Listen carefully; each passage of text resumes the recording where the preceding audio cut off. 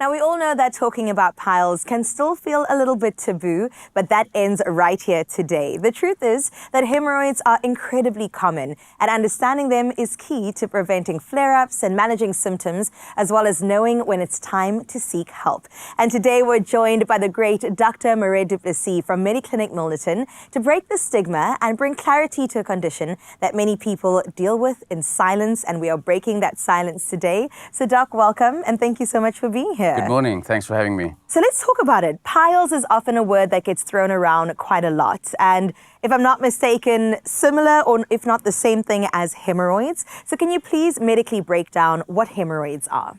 Yes, that's correct. So piles and hemorrhoids are one and the same thing. Piles obviously more the layman's term for hemorrhoids. So we all have hemorrhoidal tissue in the lower part of our gastrointestinal tract in the anus. It has an important function with regard to continence. But if there's chronic stress in that area, then the hemorrhoidal tissue becomes lax. It prolapses. The blood vessels inside those pieces of tissue in the anal canal become engorged, and then hemorrhoids form. Okay. You said a lot of words, but I'm pretty sure you've now put together what people are experiencing or even seeing, because it's quite a physical thing that shows up on the body. That's correct. So, so there are different levels of hemorrhoids, Yes, or grades of hemorrhoids. So, and those hemorrhoids, depending on the grade, the symptoms can vary. For example, bleeding would be one of the symptoms if the hemorrhoids are more on the inside, or so-called internal hemorrhoids. And then, palpable lump or pain around the anal area if there are external hemorrhoids. And this is just reminding me that we often have to check our bodies and know what is normal and then what is not normal as well, so that you can seek medical attention if need be. But we got to get into talking about the causes now that we've covered the types of hemorrhoids as well. Are there any sort of things that cause flare-ups, lifestyle choices perhaps? I know you mentioned stress a little bit earlier on as well. So the stress I mentioned was chronic constipation, and chronic constipation is almost always the reason for a patient to have hemorrhoids or symptomatic hemorrhoids. There are other things, for example, in women, pregnancy, because of sort of a lower pelvic floor tension and pressure because of the pregnancy, that can contribute to the problem as well. But it's almost always poor bowel routine or chronic constipation, and those almost always go with a poor diet and poor lifestyle. Okay, so Doc, to make sure that we don't have to deal with this, are we doing the inverse of that? Good lifestyle, good diet, movement, would those be some of the things you'd recommend? Absolutely, Yeah. Absolutely, yes. Movement and good diet leads to a healthy gut and should prevent this type of problem as well. Okay, so how do we know when to seek medical advice, or whether we can just take care of it at home if you can?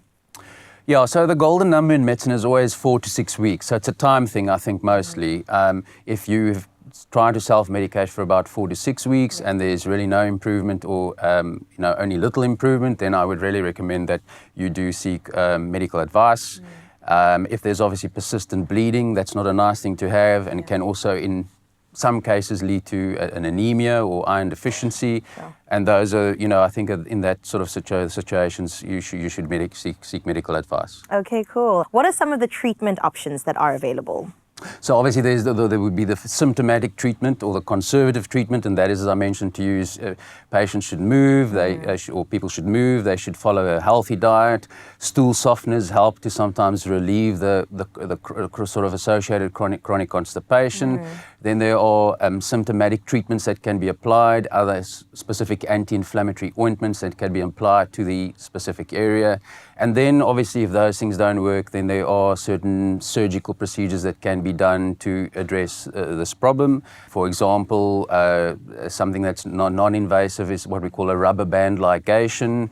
And there are other procedures that are lesser invasive. For example, the application of electrical current to the hemorrhoids, which make the blood vessels in the hemorrhoids thrombose or clot up, and the hemorrhoids then shrink.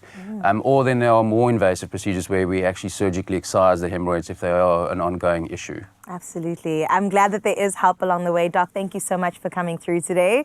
I know that you have definitely given a lot of relief to some people out there, but listen, Mzansi, it's going to be okay at the end of the day. And a huge thank you to Dr. du Plessis for shedding light on a condition so many people deal with. Now, if you are experiencing symptoms of piles, it's important to speak to a medical professional and explore treatment options like ADCOCK, available over the counter. Doc, thank you once again. Thank you. New ADCOCK, the fast-acting gel for pile symptom relief. Reduces inflammation, relieves pain, soothes itch. Ask for ADCOCK gel. New from ADCOCK INGRAM on the